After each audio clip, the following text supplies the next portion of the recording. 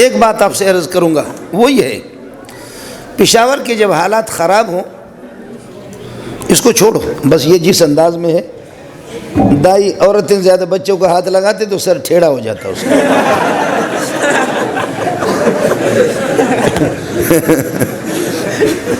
اس لیے میرے خیال میں اس کو اپنی جگہ پر چھوڑ دو۔ دوستو ایک بات آپ سے عرض کروں گا، وہ یہ ہے جب پشاور کے حالات خراب ہوں، اسلام آباد اور پنڈی اور کراچی کے، ہمارے سربراہ مملکت جب تشریف لائے تو پھر اس کے بڑے بڑے جو لوگ یا علاقے کے لوگ جا کر کے فریاد کرے اس کے سامنے کہ جناب ملک کے حالات خراب ہے، قتل و غارت ہے، ڈکیتی ہے، ظلم و زیادتی ہے، اللہ کے لیے آپ بہت کچھ کر سکتے ہیں، آپ چونکہ سربراہ مملکت ہے۔ تو جب لوگوں کی شکایتیں ہوں گی، اخبارات میں پڑھتے رہیں گے، لوگ مارے جائیں گے، قتل ہوں گے، چوریاں ہوں گی، ڈکیتیاں ہوں گی، جب سربراہ صاحب کے سامنے، صدر اور وزیر اعظم کے سامنے جب یہ باتیں آتی ہے تو پھر وہ سوچتا ہے کہ مجھے ایسے لوگوں کا انتخاب کرنا چاہیے جو خود ظالم نہ ہو، تاکہ اس ظلم پر کنٹرول کر سکے۔ مجھے ایسے لوگوں کا انتخاب کرنا چاہیے جو کہ چور نہ ہو، تاکہ چوروں کو پکڑ لے۔ چور چور کو کیا پکڑے گا، ڈاکو ڈاکو کو کیا پکڑے گا، قاتل قاتل کو کیا پکڑے گا، خیانت والے کو کیا پکڑے گا، بےحیا کو کیا پکڑے گا، بے شرم کو کیا پکڑے گا، شرابی کو کیا پکڑے گا۔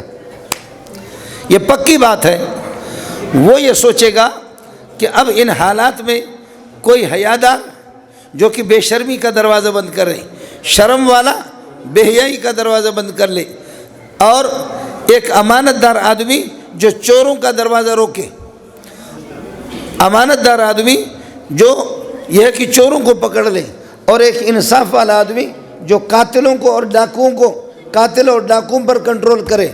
پھر اس قسم کے لوگوں کو چن کر کے، اگر سربراہ کا اپنا دماغ صحیح ہو، بشرطے کہ اگر اس کا دماغ صحیح ہو تو ایسے لوگوں کا انتخاب کریں گے تاکہ اچھے لوگ ان پر اعتماد کر کے بندوق ان کے ہاتھ میں دے دے گا، ان پر اعتماد کر کے پھر یہ کہ گاڑیاں ان کو بختر بند گاڑیاں بھی فراہم کریں گے، ان پر اعتماد کر کے پھر ملک کے امانت، ملک کے امن و عافیت والا مسئلہ ان کے حوالے کر دیں گے۔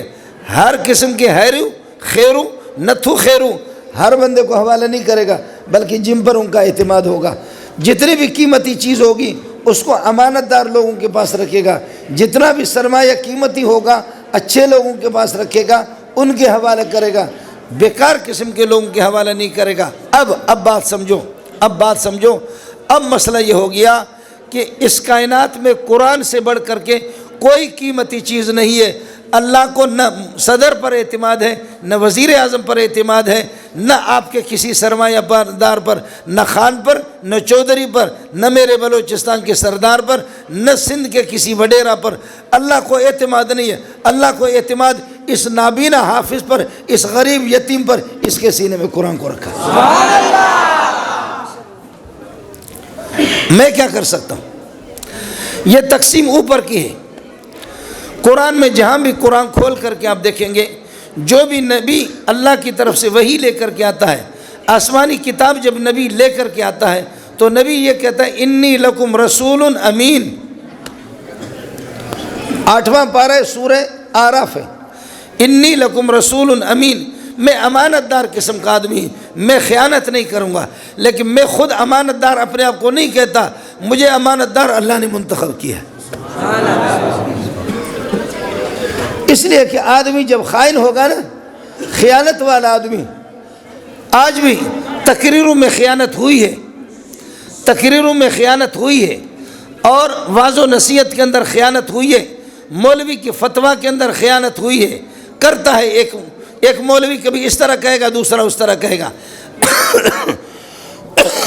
تبلیغی کی باتوں میں کمی بیشی ہوگی، وہ بھی جھوٹ اس میں ملائے گا، لیکن کوئی ماں کا لال تم میں سے اٹھے اور قرآن میں ایک زیر زبر کی تبدیلی کرو، اگر تمہارا گردن میں نے نہیں پکڑا مجھے بتا دینا۔ سبحان اللہ! آپ نہیں کر سکتے، آپ ایک زیر و زبر کی بھی وہ نہیں کر سکتے۔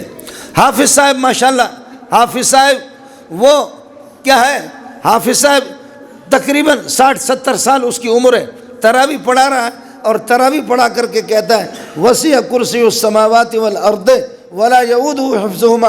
چھوٹا سا معصوم بچہ کہتا ہے وسیع کرسی السماوات والارض. وہ حافظ صاحب کہتا ہے وسیع کرسی السماوات والارض. بچہ کہتا ہے وسیع کرسی السماوات والارض. ادھر تے ادھر ارضا ہے، ارضا ہے، زواد کا زبر ہے. حافظ صاحب سمجھتا ہے کہ تا کا زیر ہے تو ادھر زواد کا بھی زیر ہوگا، وسیع کرسی السماوات والارض.